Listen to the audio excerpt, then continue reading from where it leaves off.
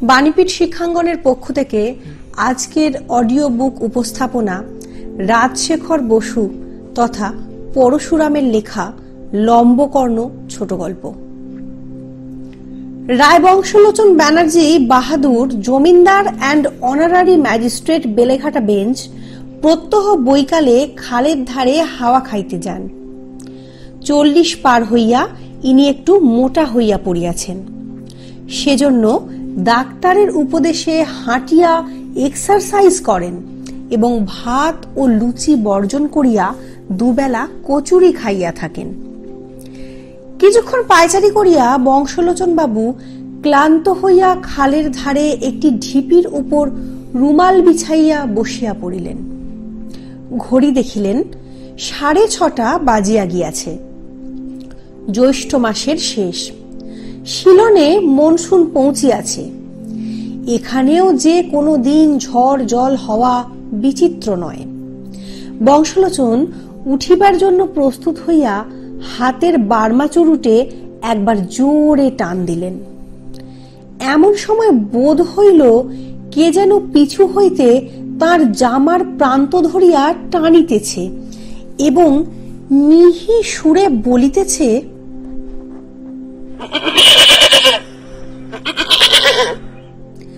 ফিরিয়া দেখিলেন একটি ছাগল, বেশ হৃষ্টপুষ্ট ছাগল, কুচকুচে কালো নধর দেহ, বড় বড় লটপটে কানের উপর কচি পটলের মতো দুটি শিং বাহির হইয়াছে। বয়স বেশি নয়, এখনো অজাত শ্বশ্রু। বংশলোচন বলিলেন, আরে এটা কোথা থেকে এলো? কার পাঁঠা? কাকেও তো দেখছি না। ছাগল উত্তর দিল না, কাছে ঘেঁষিয়া লোলুপ নেত্রে তাহাকে পর্যবেক্ষণ করিতে লাগিল। বংশলোচন তাহার মাথায় ঠেলা দিয়া বলিলেন, যা পালা, ভাগ হইয়াছে। ছাগল পিছনের দুপায়ে ভর দিয়া দাঁড়াইয়া উঠিল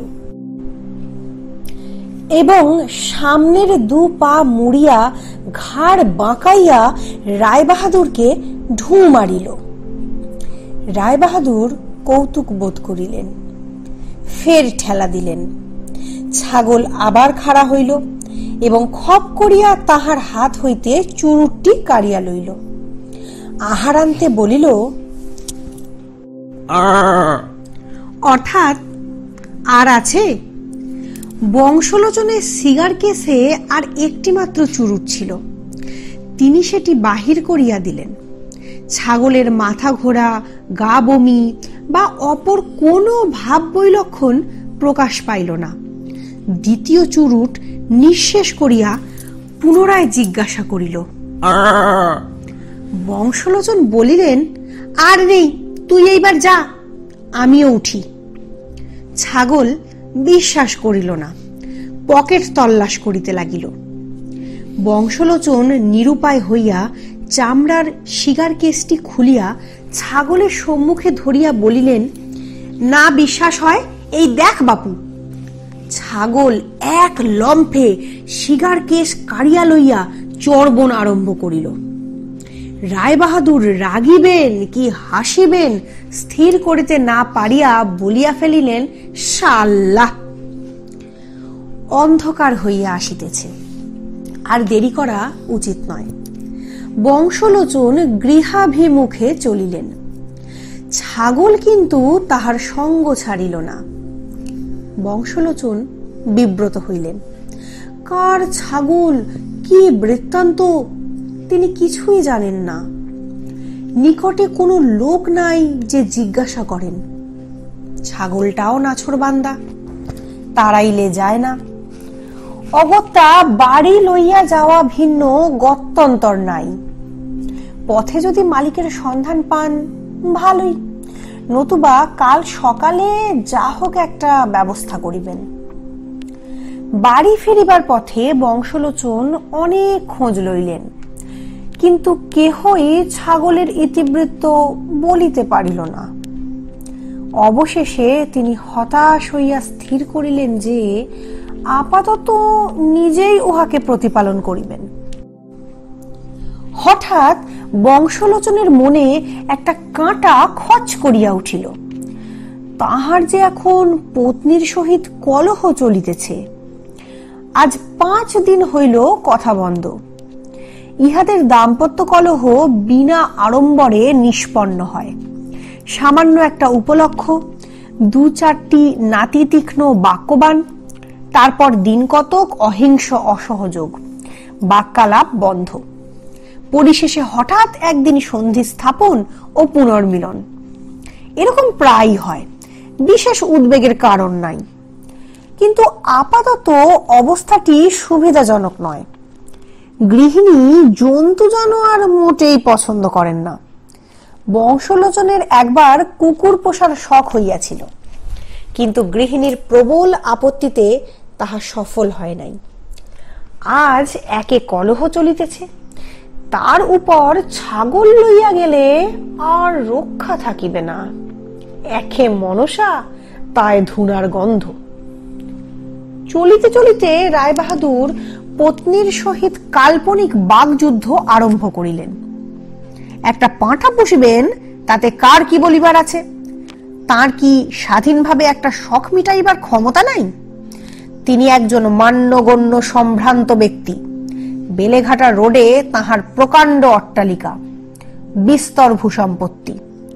তিনি একজন খেতাবধারী অনারারি হাকিম। 50 টাকা পর্যন্ত জরিমানা, 1 মাস পর্যন্ত জেল দিতে পারেন। তাহার কিসের দুঃখ, কিসের লজ্জা, কিসের নার্ভাসনেস? বংশলোচন বারবার মনকে প্রবোধ দিলেন, তিনি কাহারও তোয়াক্কা রাখেন না। বংশলোচন বাবুর বৈঠকখানায় যে সান্ধ্য আড্ডা বসে, তাহাতে নিত্য বহু সংখ্যক রাজা উজির বধ হইয়া থাকে। লাট সাহেব, সুরেন বাড়ুজ্জে, মোহনবাগান, পরমার্থ তত্ত্ব, প্রতিবেশী, অধর বুড়োর শ্রাদ্ধ, আলিপুরের নূতন কুমির, কোনো প্রসঙ্গই বাদ যায় না। সম্প্রতি 7 দিন ধরিয়া বাঘের বিষয় আলোচিত হইতেছিল। এই সূত্রে গতকল্য বংশলোচনের শ্যালক নগেন এবং দূর সম্পর্কের ভাগিনেয় উদয়ের মধ্যে হাতাহাতির উপক্রম হয়। অন্যান্য সভ্য অনেক কষ্টে তাহাদিগকে নিরস্ত করেন। বংশলোচনের বৈঠকখানা ঘরটি বেশ বড় ও সুসজ্জিত, অর্থাৎ অনেকগুলি ছবি, আয়না, আলমারি, চেয়ার ইত্যাদি জিনিসপত্রে ভর্তি। প্রথমেই নজরে পড়ে একটি কার্পেটে বোনা ছবি, কালো জমির উপর আসমানি রঙের বিড়াল। যুদ্ধের সময় বাজারে সাদা পশম ছিল না, সুতরাং বিড়ালটির এই দশা হইয়াছে। ছবির নিচে সর্বসাধারণের অবগতির জন্য বড় বড় ইংরেজি অক্ষরে লেখা CAT, ক্যাট। তার নিচে রচয়িত্রীর নাম মানিনী দেবী। ইনি গৃহকর্ত্রী। ঘরের অপর দিকের দেয়ালে একটি রাধাকৃষ্ণের তৈলচিত্র। কৃষ্ণ রাধাকে লইয়া কদমতলায় দাঁড়াইয়া আছেন।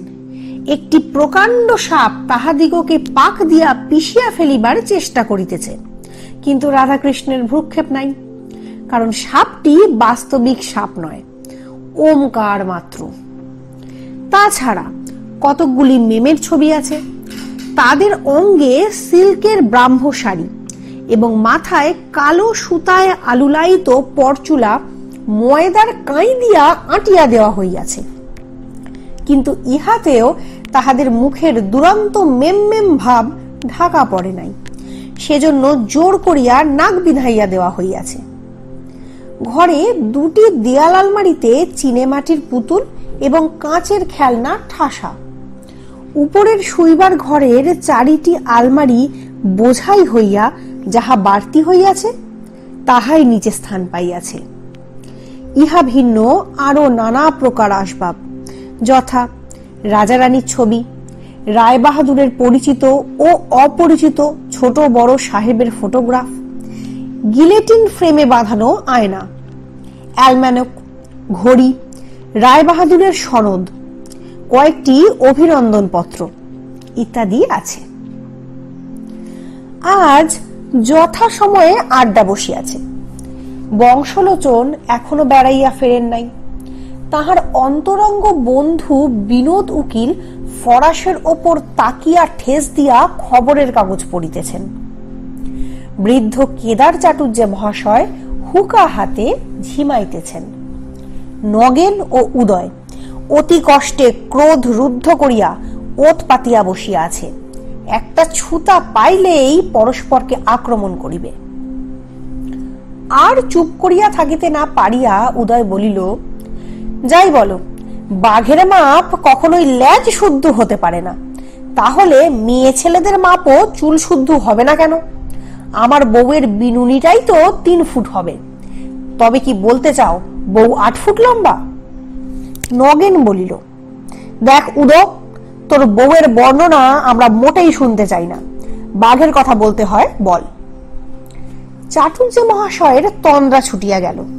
বলিলেন, আহা, তোমাদের এখানে কি বাঘ ছাড়া অন্য কোনো জানোয়ার নেই?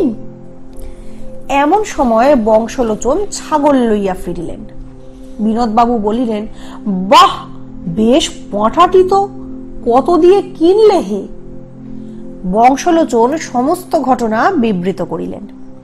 বিনোদ বলিলেন, বেওয়ারিশ মাল, বেশি দিন ঘরে না রাখাই ভালো, সাবার করে ফেলো, কাল রবিবার আছে, লাগিয়ে দাও। চাটুর্য মশায় ছাগলের পেট টিপিয়া বলিলেন, দিব্যি পুরুষটু পাঁটা, খাসা কালিয়া হবে। নগেন ছাগলের উরু টিপিয়া বলিল, হাঁড়ি কাবাব, একটু বেশি করে আদা বাটা আর পেঁয়াজ। উদয় বলিল, ওহ, আমার বউ এসা গুলি কাবাব করতে জানে। নগেন ভ্রুকুটি করিয়া বলিল, উদয় আবার। বংশলোচন বিরক্ত হইয়া বলিলেন, তোমাদের কি জন্তু দেখলেই খেতে ইচ্ছে করে? একটা নিরীহ অনাথ প্রাণী আশ্রয় নিয়েছে, তা কেবল কালিয়া আর কাবাব। ছাগলের সংবাদ শুনিয়া বংশলোচনের 7ম বর্ষীয়া কন্যা টেপি এবং সর্বকনিষ্ঠ পুত্র ঘেন্টু ছুটিয়া আসিল। ঘেন্টু বলিল, ও বাবা, আমি পাঁটা খাবো, পাঁটার মোমো। বংশলোচন বলিলেন, যা যা, শুনে শুনে কেবল খাই খাই শিখছেন। ঘেন্টু হাত পা ছুড়িয়া বলিল, হ্যাঁ, আমি মেটলি খাবো। টেপি বলিল, বাবা, আমি পাঁঠাকে পুষবো, একটু লাল ফিতে দাও না। বংশলোচন, বেশ তো, একটু খাওয়া দাওয়া করুক, তারপর নিয়ে খেলা করিস এখন। টেপি, পাঁঠার নাম কি বলো না? বিনোদ বলিলেন, নামের ভাবনা কি? ভাসুরক, দধিমুখ, মশিপুচ্ছ, লম্বকর্ণ। চাটুর্যে বলিলেন, লম্বকর্ণই ভালো। বংশলোচন কন্যাকে একটু অন্তরালে লইয়া গিয়া জিজ্ঞাসা করিলেন, টেপু, তোর মা এখন কি করছে রে? টেপি, এক্ষুনি তো কল ঘরে গেছে। বংশলোচন, ঠিক জানিস, তাহলে এখন 1 ঘন্টা নিশ্চিন্দি। দেখ, ঝিকে বল, চট করে ঘোড়ার ভেজানো ছোলা 4টি এনে এই বাইরের বারান্দায় যেন ছাগলটাকে খেতে দেয়, আর দেখ বাড়ির ভেতর নিয়ে যাসনি যেন। উৎসাহের আতিশয্যে টেপি পিতার আদেশ ভুলিয়া গেল। ছাগলের গলায় ফিতা বাঁধিয়া টানিতে টানিতে অন্দরমহলে লইয়া গিয়া বলিল, ও মা, শিগগিরি এসো, লম্বকর্ণ দেখবে এসো। মানিনী মুখ মুছিতে মুছিতে স্নানের ঘর হইতে বাহির হইয়া বলিলেন, মরো, ওটাকে কে আনলে? দূর দূর, ওজি, ও বাতাসি, শিগগির ছাগলটাকে বার করে দে, ঝাঁটা মার। টেপি বলিল, বারে, ওকে বাবা এনেছে, আমি পুষবো। ঘেন্টু বলিল, ঘোড়া ঘোড়া খেলবো। মানিনী বলিলেন, খেলা বার করে দিচ্ছি, ভদ্রলোক আবার ছাগল পোষে? বেরো বেরো, ও দারোয়ান, ও চুকন্দর সিং। হজুর বলিয়া হাঁক দিয়া চুকন্দর সিং হাজির হইল।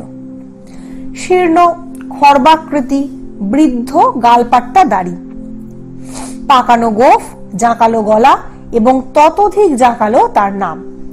ইহারই জোরে সে চোট্টা এবং ডাকুর আক্রমণ হইতে দেউড়ি রক্ষা করে।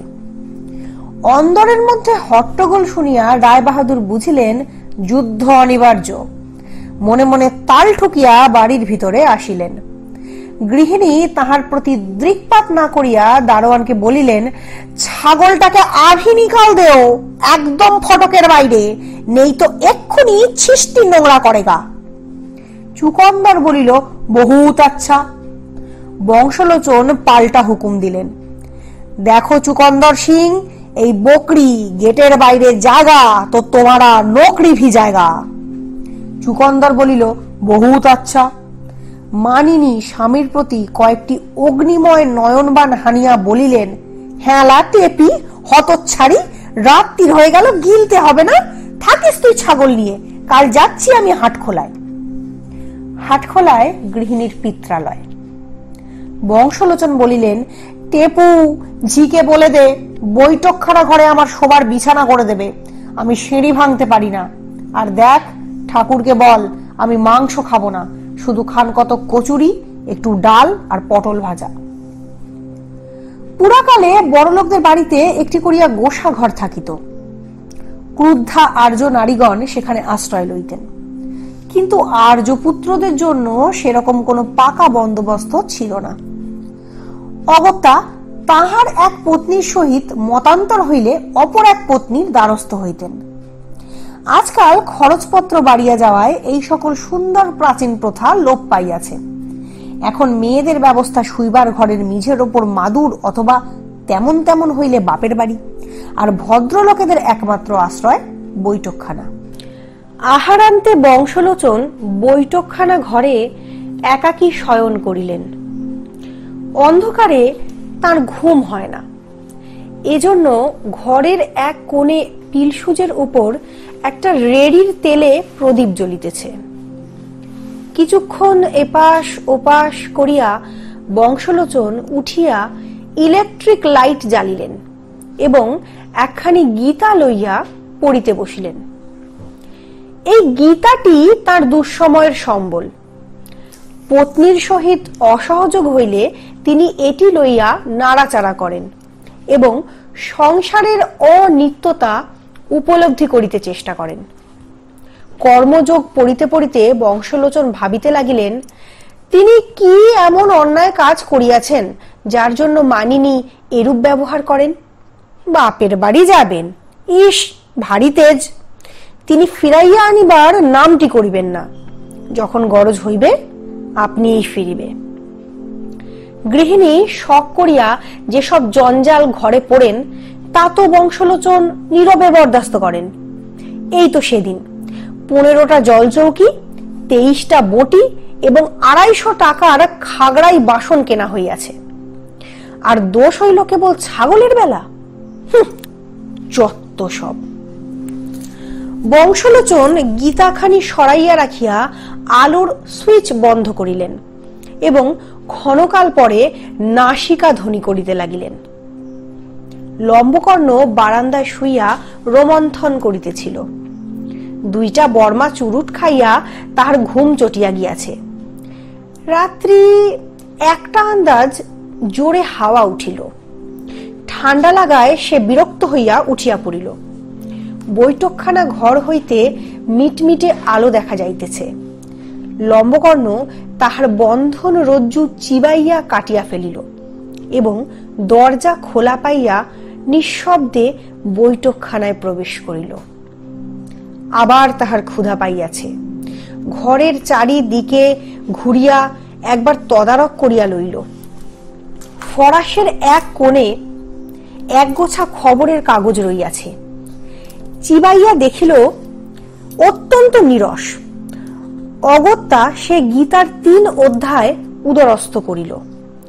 গীতা খাইয়া গলা শুকাইয়া গেল। একটা উঁচু তেপায়ার ওপর এক কুজা জল আছে, কিন্তু তাহার নাগাল পাওয়া যায় না। লম্বকর্ণ তখন প্রদীপের কাছে গিয়া রেড়ির তেল চাখিয়া দেখিল, বেশ সুস্বাদু।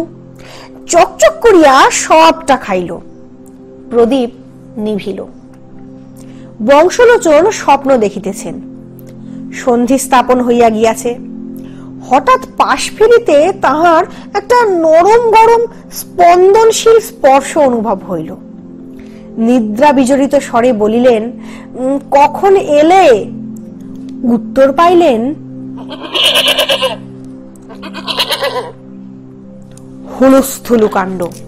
চোর চোর, বাঘ হ্যাঁ, এই চুকন্দর সিং, জলদি আও, নগেন উড়ো, শিগগির আয়, মেরে ফেললে। চুকন্দর তার মুঙ্গেরি বন্দুকে বারুদ ভরিতে লাগিল। নগেন ও উদয় লাঠি, ছাতা, টেনিস ব্যাট যা পাইল তাই লইয়া ছুটিল। মানিনী ব্যাকুল হইয়া হাঁপাইতে হাঁপাইতে নামিয়া আসিলেন। বংশলোচন ক্রমে প্রকৃতিস্থ হইলেন। লম্বকর্ণ দু এক ঘা মার খাইয়া ব্যয় ব্যয় করিতে লাগিল। বংশলোচন ভাবিলেন, বাঘ বরঞ্চ ছিল ভালো। মানিনী ভাবিলেন, ঠিক হয়েছে। ভোরবেলা বংশলোচন চুকন্দরকে পাড়ায় খোঁজ লইতে বলিলেন, কোন ভালা আদমি ছাগল পুষিতে রাজি আছে কিনা। যে সে লোককে তিনি ছাগল দিবেন না, এমন লোক চাই যে যত্ন করিয়া প্রতিপালন করিবে, টাকার লোভে বেচিবে না, মাংসের লোভে মারিবে না। 8টা বাজিয়াছে। বংশলোচন বহির্বাটির বারান্দায় চেয়ারে বসিয়া আছেন। নাপিত দাড়ি কামাইয়া দিতেছে। বিনোদবাবু ও নগেন অমৃতবাজারে ডেলহাউসি ভার্সাস মোহনবাগান পড়িতেছেন। উদয় ল্যাংড়া আমের দর করিতেছে। এমন সময় চুকন্দর আসিয়া সেলাম করিয়া বলিল, লাটু বাবু আয়ে হ্যাঁ। 3 জন সহচরের সহিত লাটু বাবু বারান্দায় আসিয়া নমস্কার করিলেন। তাহাদের প্রত্যেকের বেশভূষা প্রায় একই প্রকার। ঘাড়ের চুল আমূল ছাঁটা, মাথার উপর পর্বতাকার তেড়ি, রগের কাছে দুগোছা চুল ফনা ধরিয়া আছে, হাতে রিস্ট ওয়াচ, গায়ে আগুলফলম্বিত পাতলা পাঞ্জাবি, তার ভিতর দিয়া গোলাপি গেঞ্জির আভা দেখা যাইতেছে, পায়ে লপেটা, কানে অর্ধদগ্ধ সিগারেট। বংশলোচন বলিলেন, আপনাদের কোত্থেকে আসা হচ্ছে? লাটুবাবু বলিলেন, আমরা Beleghata kerosene band, band master লটবর লন্দি অধীন, লোকে লাটুবাবু বলে ডাকে। শুনলুম আপনি একটি পাঁটা বিলিয়ে দেবেন, তাই সঠিক খবর লিতে এসেছি। বিনোদ বলিলেন, আপনারা বুঝি ক্যানেস্তারা বাজান? লাটু, ক্যানেস্তারা কি মশায়, দস্তুর মতো কলসাট, এই ইনি লবিল লিওগি ক্ল্যারিওনেট, এই লরহরি লাগ ফুলট, এই লবকুমার লন্ডন বেলা, তাছাড়া কলেট, পিকলু, হারমোনিয়া, ঢোল, করতাল সব নিয়ে 19 জন আছি। বর্মা অয়েল কোম্পানির ডিপোয় আমরা কাজ করি। ছোট সাহেবের সেদিন বিয়ে হলো, ফিস্টি দিলে, আমরা বাজালুম, সাহেব খুশি হয়ে টাইটেল দিলে কেরাসিন ব্যান্ড। বংশলোচন, দেখুন আমার একটি ছাগল আছে, সেটি আপনাদেরকে দিতে পারি, কিন্তু। লাটু, আমরা হলুম 19টি প্লালি, একটা পাঁটায় কি হবে মশায়, কি বলো হে লরহরি? নরহরি, লস্যি লস্যি। বংশলোচন, আমি এই শর্তে পারি যে ছাগলটিকে আপনি যত্ন করে মানুষ করবেন, বেচতে পারবেন না, মারতে পারবেন না। লাটু, এ যে আপনি নতুন কথা বলছেন মশাই, ভদ্র লোকে কখনো ছাগল পোষে? নরহরি, পাঁটি লয় যে দুধ দেবে। নবীন, পাখি লয় যে পড়বে। নবকুমার, ভেড়া লয় যে কম্বল হবে। বংশলোচন, সে যাই হোক, বাজে কথা বলবার আমার সময় নেই, নেবেন কিনা বলুন। লাটুবাবু ঘাড় চুলকাইতে লাগিলেন। নরহরি বলিলেন, লিয়ে লাও হে লাটুবাবু, লিয়ে লাও, ভদ্র লোক বলছেন অত করে। বংশলোচন, কিন্তু মনে থাকে যেন, বেচতে পারবে না, কাটতে পারবে না। লাটু, সে আপনি ভাববেন না, লাটু নন্দীর কথা লড়চড় নেই। লম্বকর্ণকে লইয়া বেলেঘাটা কেরাসিন ব্যান্ড চলিয়া গেল। বংশলোচন বিমর্ষ চিত্তে বলিলেন, বেটাদের দিয়ে ভরসা হচ্ছে না। বিনোদ আশ্বাস দিয়ে বলিলেন, ভেবো না হে, তোমার পাঁটা গন্ধর্ব লোকে বাস করবে, ফাঁকে পড়লুম আমরা। সন্ধ্যায় আড্ডা বসিয়াছে। আজও বাঘের গল্প চলিতেছে। চাটুর্যে মহাশয় বলিতেছেন, সেটা তোমাদের ভুল ধারণা। বাঘ বলে একটা ভিন্ন জানোয়ার নেই, ও একটা অবস্থার ফের। আরশোলা হতে যেমন কাঁচপোকা। আজই তোমরা ডারউইন শিখেছো, আমাদেরও সব ছেলেবেলা থেকে জানা আছে। আমাদের রায়বাহাদুর ছাগলটা বিদেয় করে খুব ভালো কাজ করেছেন। কেটে খেয়ে ফেলতেন তো কথা ছিল না, কিন্তু বাড়িতে রেখে বাড়তে দেওয়া। বংশলোচন একখানি নতুন গীতা লইয়া নিবিষ্ট চিত্তে অধ্যয়ন করিতেছেন। নায়ং ভূত্তা ভবিতা বান ভূয়, অর্থাৎ কিনা আত্মা একবার হইয়া আর যে হইবে না তা নয়। অজ নিত্য, অজ কিনা ছাগলং, ছাগলটা যখন বিদায় হইয়াছে তখন আজ সন্ধি স্থাপনা হইলেও হইতে পারে। বিনোদ বংশলোচনকে বলিলেন, হে কৌন্তেয়, তুমি শ্রী ভগবানকে একটু থামিয়ে রেখে চাটুর্যে মশায়ের কথাটা শোনো, মনে বল পাবে। উদয় বলিল, আমি সেবার যখন সিমলে যাই। নগেন, মিছে কথা বলিসনি উদয়, তোর দৌড় আমার জানা আছে, লিলুয়া অব্দি। উদয়, বা আমার দাদা শ্বশুর যে সিমলে থাকতেন, বউ তো সেখানেই বড় হয়, তাই তো রং অত। নগেন, খবরদার উদয়। চাটুর্যে, যা বলছিলুম শোনো। আমাদের মজলিশপুরের চরণ ঘোষের এক ছাগল ছিল, তার নাম ভুটে। বেটা খেয়ে খেয়ে হলো ইয়া লাশ, ইয়া শিং, ইয়া দাড়ি। একদিন চরণের বাড়িতে ভোজ, লুচি, পাঁঠার কালিয়া, এইসব। আঁচ আবার সময় দেখি ভুটে পাঁঠার মাংস খাচ্ছে। বললুম, দেখছো কি চরণ, এক্ষুনি ছাগলটাকে বিদায় করো, কাচ্চা বাচ্চা নিয়ে ঘর করো, প্রাণে ভয় নেই। চরণ শুনলে না। গরিবের কথা বাসি হলে ফলে। তার পরদিন থেকে ভুটে নিরুদ্দেশ। খোঁজ খোঁজ খোঁজ, কোথায় গেল? 1 বছর পরে মশায় সেই ছাগল সুন্দরবনে পাওয়া গেল। শিং নেই বললেই হয়, দাড়ি প্রায় খসে গেছে, মুখ একেবারে হাঁড়ি, বর্ণ হয়েছে কাঁচা হলুদ, আর তার উপর দেখা দিয়েছে মশায় আজি আজি, ডোরা ডোরা। ডাকা হলো, ভুটে ভুটে। ভুটে বললে হালুম। লোকজন দূর থেকে নমস্কার করে ফিরে এলো। লাটু বাবু আয়ে হে। সপরিষদ লাটু বাবু প্রবেশ করিলেন। লম্বকর্ণ সঙ্গে আছে। বিনোদ বলিলেন, কি ব্যান্ডমাস্টার, আবার কি মনে করে? লাটু বাবুর আর সে লাবণ্য নাই। চুল উস্কো খুস্কো, চোখ বসিয়া গিয়াছে, জামা ছিঁড়িয়া গিয়াছে। সজল নয়নে হাউ মাউ করিয়া বলিলেন, সর্বনাশ হয়েছে মশায়, দোনে প্রাণে মেরেছে। ও হো হো হো হো হো। নরহরি বলিলেন, আহ করো কি লাটু বাবু, একটু থির হও। হুজুর যখন রয়েছেন তখন একটা বিহিত করবেনি। বংশলোচন ভীত হইয়া বলিলেন, কি হয়েছে, ব্যাপার কি? লাটু, মশায় ওই পাঁটাটা।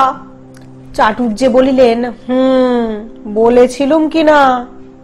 লাটু, ঢোলের চামড়া কেটেছে, বেল আর তাঁত খেয়েছে, হারমোনিয়ামের চাবি সমস্ত চিবিয়েছে, আর আর আমার পাঞ্জাবির পকেট কেটে 90 টাকার লোট।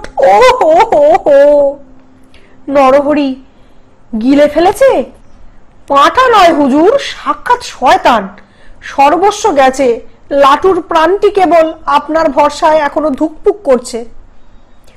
বংশলোচন, ফ্যাসাদে ফেললে দেখছি। নরহরি, দোহাই হুজুর, লাটুর দশাটা একবার দেখুন, একটা ব্যবস্থা করে দিন, বেচারা মারা যায়। বংশলোচন ভাবিয়া বলিলেন, একটা জোলাপ দিলে হয় না? লাটুবাবু উচ্ছ্বসিত কণ্ঠে বলিলেন, মশাই, এই কি আপনার বিবেচনা হলো? মরছি টাকার শোকে, আর আপনি বলছেন জোলাপ খেতে? বংশলোচন, আরে তুমি খাবে কেন, ছাগলটাকে দিতে বলছি। নরহরি, হায় হায়, হুজুর এখনো ছাগল চিনলেন না? কোন কালে হজম করে ফেলেছে। লোট তো লোট, বেলার তাঁত, ঢোলের চামড়া, হারমোনিয়ামের চাবি, মায় স্টিলের করতাল। বিনোদ, লাটুবাবুর মাথাটি কেবল আস্ত রেখেছে। বংশলোচন বলিলেন, যা হবার তা তো হয়েছে। এখন বিনোদ, তুমি একটা খেসারত ঠিক করে দাও, বেচারার লোকসান যাতে না হয়, আমার ওপরও বেশি জুলুমও না হয়। ছাগলটা বাড়িতেই থাকুক, কাল যা হয় করা যাবে। অনেক দর দস্তুরের পর 100 টাকায় রফা হইল। বংশলোচন বেশি কষাকষি করিতে দিলেন না। লাটুবাবুর দল টাকা লইয়া চলিয়া গেল। লম্বকর্ণ ফিরিয়াছে শুনিয়া টেপি ছুটিয়া আসিল। বিনোদ বলিলেন, ও টেপুরানী, শিগগির গিয়ে তোমার মাকে বলো, কাল আমরা এখানে খাবো লুচি, পোলাও, মাংস। টেপি, বাবা আর মাংস খায় না। বিনোদ, বলো কি?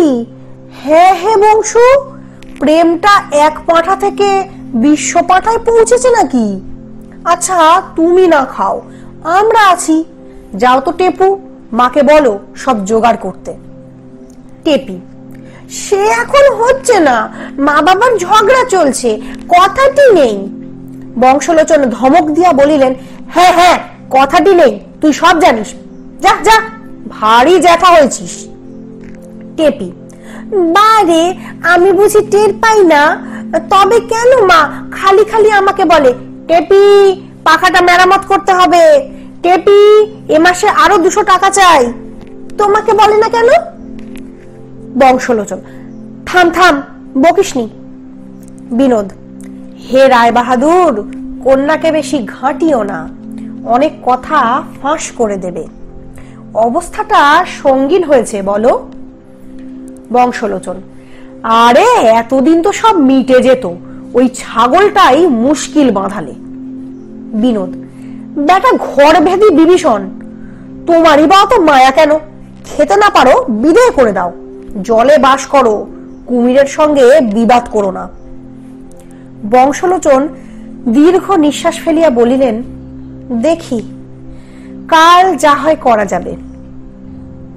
এ রাত্রিও বংশলোচন বৈঠকখানায় বিরহ শয়নে যাপন করিলেন। ছাগলটা আস্তাবলে বাঁধা ছিল, উপদ্রব করিবার সুবিধা পায় নাই। পরদিন বৈকাল 5:30টার সময় বংশলোচন বেড়াইবার জন্য প্রস্তুত হইয়া একবার এদিক ওদিক চাহিয়া দেখিলেন কেহ তাকে লক্ষ্য করিতেছে কিনা। গৃহিণী ও ছেলেমেয়েরা উপরে আছে, ঝি চাকর অন্দরে কাজকর্মে ব্যস্ত। চুকন্দর সিং তার ঘরে বসিয়া আটা সানিতেছে। লম্বকর্ণ আস্তাবলের কাছে বাঁধা আছে এবং দড়ির সীমার মধ্যে যথাসম্ভব লম্ফঝম্প করিতেছে। বংশলোচন দড়ি হাতে করিয়া ছাগল লইয়া আস্তে আস্তে বাহির হইলেন। পাছে পরিচিত লোকের সঙ্গে দেখা হয়, সেজন্য বংশলোচন সোজা রাস্তায় না গিয়া গলি ঘুঁজির ভিতর দিয়া চলিলেন। পথে 1 ঠোঙা জিলিপি কিনিয়া পকেটে রাখিলেন। ক্রমে লোকালয় হইতে দূরে আসিয়া জনশূন্য খাল ধারে পৌঁছিলেন। আজ তিনি স্বহস্তে লম্বকর্ণকে বিসর্জন দিবেন। যেখানে পাইয়াছিলেন আবার সেইখানেই ছাড়িয়া দিবেন, যা থাকে তার কপালে। যথাস্থানে আসিয়া বংশলোচন জিলিপির ঠোঙাটি ছাগলকে খাইতে দিলেন।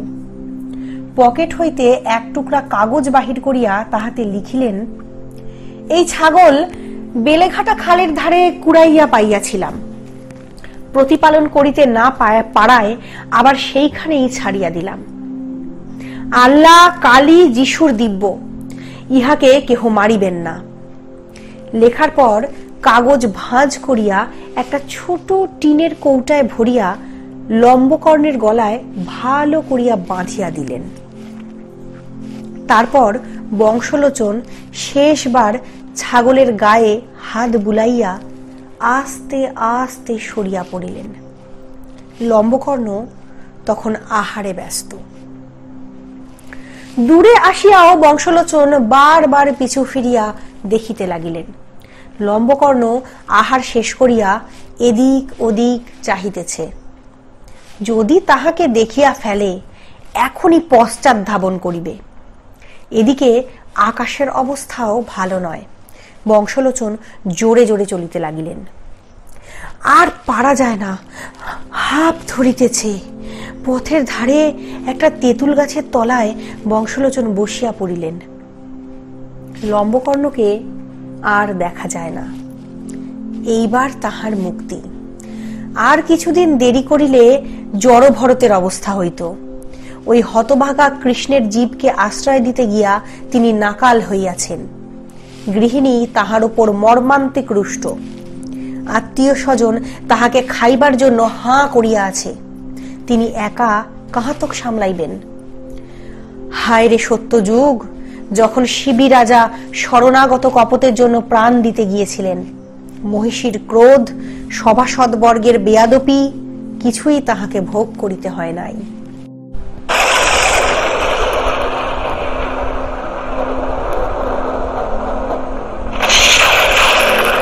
আকাশে কে ঢেডরা পিটিতেছে। বংশলোচন চমকিত হইয়া উপরে চাহিয়া দেখিলেন, অন্তরিক্ষের গম্বুজে এক পোঁচ সীসা রঙের অস্তর মাখাইয়া দিয়াছে। দূরে এক ঝাঁক বক জোরে পাখা চালাইয়া পালাইতেছে। সমস্ত চুপ, গাছের পাতাটি নড়িতেছে না। আসন্ন দুর্যোগের ভয়ে স্থাবর জঙ্গম হতবম্ব হইয়া গিয়াছে। বংশলোচন উঠিলেন, কিন্তু আবার বসিয়া পড়িলেন। জোরে হাঁটার ফলে তার বুক ধরফর করিতেছিল। সহসা আকাশ চির খাইয়া ফাটিয়া গেল।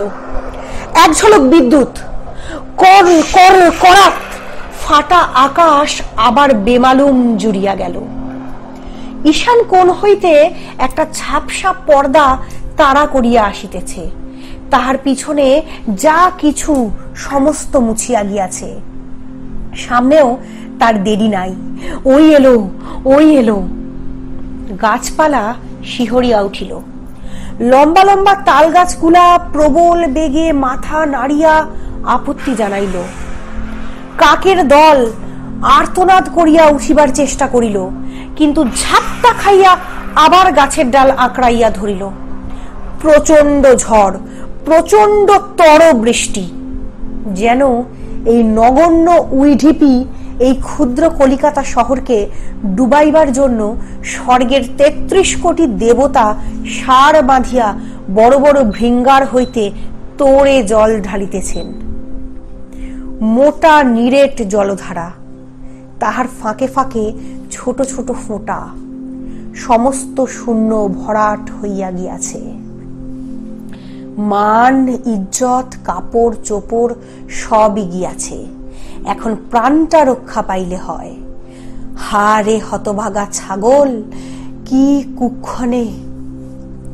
বংশলোচনের চোখের সামনে একটা উগ্র বেগুনি আলো খেলিয়া গেল। সঙ্গে সঙ্গে আকাশের সঞ্চিত ২০ কোটি ভোল্ট ইলেকট্রিসিটি অদূরবর্তী একটা নারিকেল গাছের ব্রহ্মরন্ধ্র ভেদ করিয়া বিকট নাদে ভূগর্ভে প্রবেশ করিল। রাশি রাশি সরিষার ফুল, জগৎ লুপ্ত। তুমিও নাই, আমিও নাই। বংশলোচন সংজ্ঞা হারাইয়াছেন। বৃষ্টি থামিয়াছে, কিন্তু এখনো শো শো করিয়া হাওয়া চলিতেছে।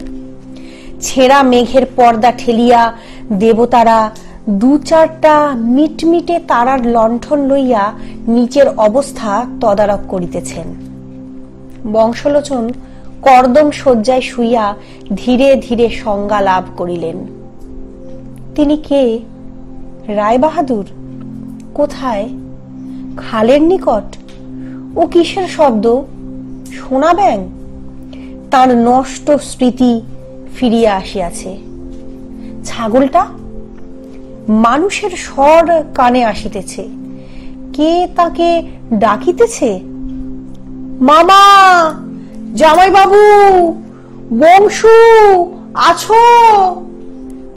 হুজুর। অদূরে একটা ঘোড়ার গাড়ি দাঁড়াইয়া আছে। জনকতক লোক লণ্ঠন লইয়া ইতস্তত ঘুরিতেছে এবং তাহাকে ডাকিতেছে। একটি পরিচিত নারী কণ্ঠে ক্রন্দন ধ্বনি উঠিল।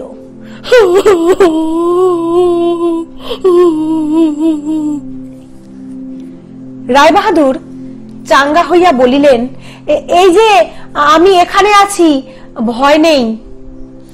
মানিনী বলিলেন, আজ আর দোতলায় উঠে কাজ নেই। ও ঝি, এই বৈঠকখানা ঘরেই বড় করে বিছানা করে দিত।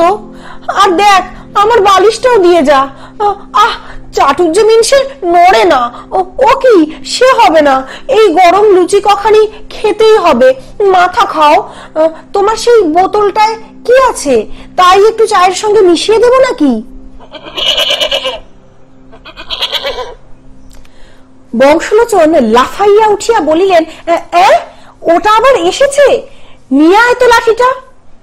মানিনী বলিলেন, আহা, করো কি, মেরো না। ও বেচারা বৃষ্টি থামতেই ফিরে এসে তোমার খবর দিয়েছে, তাইতেই তো তোমায় ফিরে পেলুম। ও হরি, মধুসূদন। লম্বকর্ণ বাড়িতেই রহিয়া গেল এবং দিন দিন শশীকলার ন্যায় বাড়িতে লাগিল। ক্রমে তাহার আধ হাত দাড়ি গজাইল। রায়বাহাদুর আর বড় একটা খোঁজ খবর করেন না। তিনি এখন ইলেকশন লইয়া ব্যস্ত।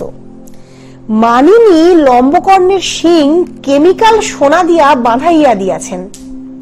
তাহার জন্য সাবান ও ফিনাইলের ব্যবস্থা হইয়াছে, কিন্তু বিশেষ ফল হয় নাই। লোকে দূর হইতে তাহাকে বিদ্রুপ করে। লম্বকর্ণ গম্ভীর ভাবে সমস্ত শুনিয়া যায়। নিতান্ত বাড়াবাড়ি করিলে বলে, অর্থাৎ যত ইচ্ছা বকিয়া যাও, আমি ওসব গ্রাহ্য করি না। রাজশেখর বসু তথা পরশুরাম রচিত লম্বকর্ণ গল্পটি এখানেই সমাপ্ত হলো। সমগ্র গল্পটি পাঠে আমি রিনি সেনগুপ্ত। আশা করি উপস্থাপনাটি গল্প রসপ্রিয় প্রত্যেকটি পাঠকের ভালো লাগবে। ধন্যবাদ।